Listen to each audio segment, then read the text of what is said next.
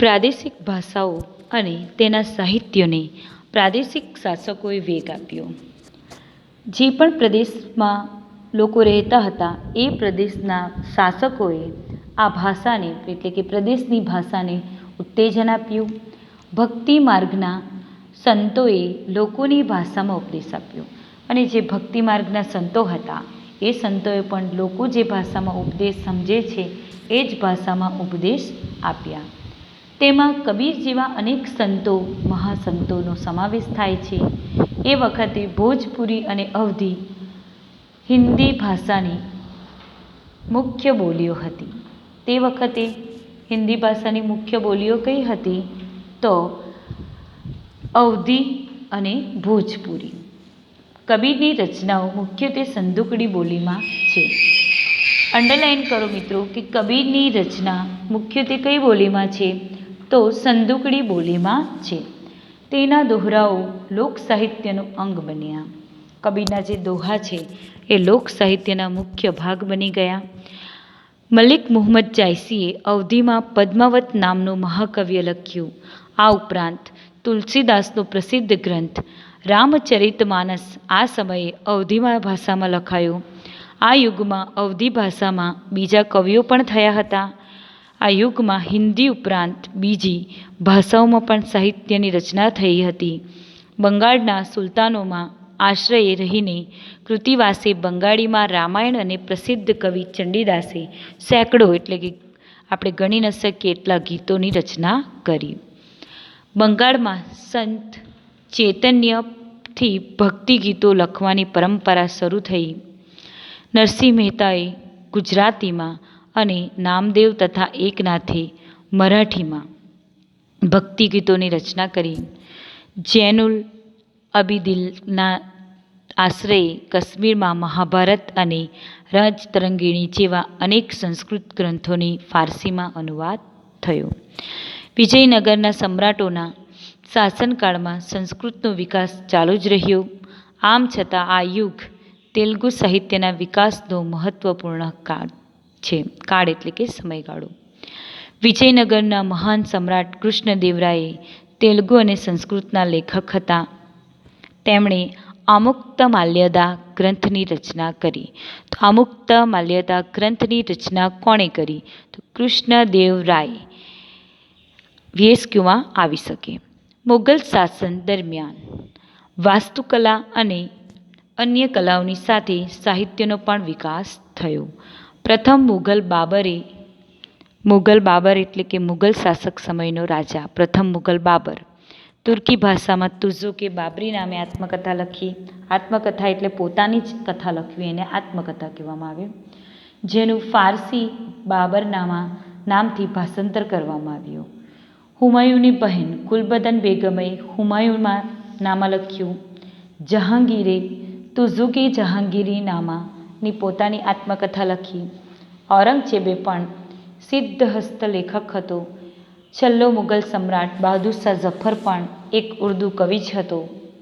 તુલસીદાસ અને સૂરદાસ આ ગ્રંથ યુગના હિન્દી ભાષાના મહાન સાહિત્યકારો થઈ ગયા. કવિ કેશવદાસે પણ પ્રેમ અને વિરહના વિષય પર સાહિત્યની રચના કરી. રહીમના દોહરા દેશના ઘણા ભાગોમાં આજે પણ પ્રસિદ્ધ છે એટલે કે પ્રખ્યાત છે. આ સમયે ફારસી ભાષામાં પણ અનેક નોંધપાત્ર પુસ્તકો લખાયા. અબ્દુલ ફઝલે આયને અકબરી અને અકબરનામા લખ્યું.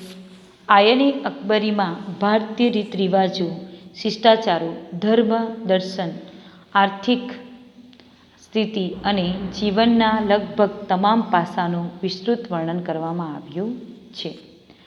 એક ઐતિહાસિક કૃતિ તરીકે આ ગ્રંથ ઘણો જ મૂલ્યવાન છે. અબુલ ફઝલનો ભાઈ ફૈઝી ફારસી ભાષાનો એક મહાન કવિ હતો. તેણે અનેક સંસ્કૃત ગ્રંથોમાં ફારસીમાં અનુવાદ કર્યો. અકબરે તો મહાભારત, રામાયણ, અથર્વવેદ, ભગવદ્ ગીતા અને પંચતંત્ર જેવા ગ્રંથોના અનુવાદ પણ કર્યા. એક અલગ ખાતાની રચના પણ કરી. અકબરના સમયમાં ઇતિહાસના ઘણા ગ્રંથો લખાયા. મધ્યયુગની સૌથી મહત્ત્વની ઘટના ઉર્દુ ભાષાની જન્મની છે.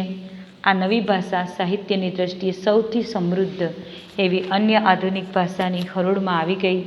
આ ભાષા વલી, મીરદર્દ, મીરતકી, મીર નસીર, અકબરાબાદી, અસદુલ્લા ખાન ગાલિબ જેવા મહાન કવિઓ થયા. 18મી સદીમાં ઉર્દૂ ગદ્યનો પણ વિકાસ થયો. સંસ્કૃતના મોટાભાગના ઐતિહાસિક ગ્રંથોનું ઉર્દૂ ભાષામાં ભાષાંતર થવા લાગ્યું. તદુપરાંત ઉર્દૂમાં અનેક મૌલિક ગ્રંથો, ગદ્ય ગ્રંથો પણ તૈયાર થયા, જેમાં મુહમ્મદ હુસૈન આઝાદનો દરબારે અકબરી મહત્ત્વનો ગ્રંથ છે. તો મિત્રો, આપણે આ મધ્યકાલીન સાહિત્યની ચર્ચા કરી ગયા, બરાબર. પણ આ જે ચર્ચા આપણે કરી ગયા મધ્યકાલીન સાહિત્યની, તો બોર્ડની એક્ઝામમાં તમને લોંગ ક્વેશ્ચન તરીકે મધ્યકાલીન સાહિત્ય આવે તો ઘણી બધી એવી વાતો છે કે તમને યાદ ન રહી હશે. તો યાદ રાખવા માટે તમને હું થોડી હિલ્ટ આપું કે કેવા કેવા પોઈન્ટો આપણે આમાં યાદ રાખવાના. તો સૌપ્રથમ તો આપણે પેલા જે ગ્રંથો હતા, કોના ગ્રંથો? તો સોમદેવનો અને કલ્હણનો ગ્રંથ, એ વિશે યાદ રાખવાની. અને ત્યાર પછી પૃથ્વીરાજ રાસો, જે પૃથ્વીરાજ ચૌહાણ હતો રાજા, એના નામ પરથી થયેલું એ. ત્યાર પછી ત્રિપુટી 3 હતા, પંપા, પોન્ના અને રન્ના. એ ત્રિપુટીની વાતો યાદ રાખવાની કે એમના કયા ગ્રંથો છે. તો અજીતનાથ, શાંતિપુરાણ અને તમિલ ભાષામાં એમણે રામાયણની રચના પણ કરેલી હતી, એ વિશે. પછી આપણે એક અમીર ખુસરોની વાત લઈ લેવાની મધ્યકાલીન સાહિત્યમાં, કે અમીર ખુસરો પણ એ સમયનો મહાન સાહિત્યકાર ગણાતો હતો. એ કવિ હતો, ઇતિહાસકાર હતો, રહસ્યવાદી હતો, સંત હતો. એ કોનો સંત હતો? એના ગુરુનું નામ શું હતું? તો નિઝામુદ્દીન ઓલિયો હતો. ત્યાર પછી રામાયણની અને મહાભારતની વાતો આવી ગઈ. એમાં કઈ ભાષામાં એ રામાયણ અને મહાભારતની રચના થઈ હતી, લખવામાં આવ્યું હતું. ત્યાર પછી કબીરની વાતો, ઘણા બધા આપણા ગુજરાતી અને હિન્દી કવિઓની વાતચીત અંદર આવી ગઈ. તેમજ વિજયનગરના જે શાસક છે, એ વિજયનગરના શાસકે કૃષ્ણદેવરાયે આમુક્તમાલ્યદા ગ્રંથની રચના કરી હતી.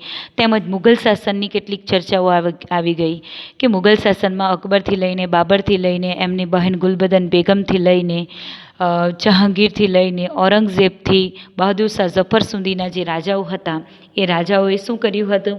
તો ઘણા બધા ગ્રંથોની રચના કરી હતી.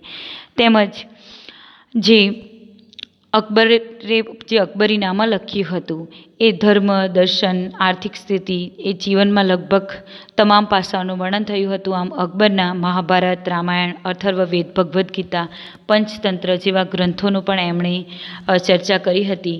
અકબરના સમયમાં ઇતિહાસમાં આવા ઘણા બધા ગ્રંથો લખાયા હતા. આમ તમે ભક્તિ ગીતોમાં ચૈતન્ય પ્રભુની જે ચર્ચા આવી ગઈ, ચૈતન્ય પ્રભુ પણ ભક્તિ ગીતો લખવાની પરંપરા ત્યારથી જ શરૂ થઈ ગઈ હતી. આમ નરસિંહ મહેતાથી માંડીને નામદેવ જેવા કેટલાક કવિઓએ આપણા ભક્તિ ગીતો રચ્યા હતા. આમ કાશ્મીરમાં મહાભારત, રાજતરંગીણી જેવા અનેક ગ્રંથોમાં ને ફારસીમાં પણ અનુવાદ થયું હતું.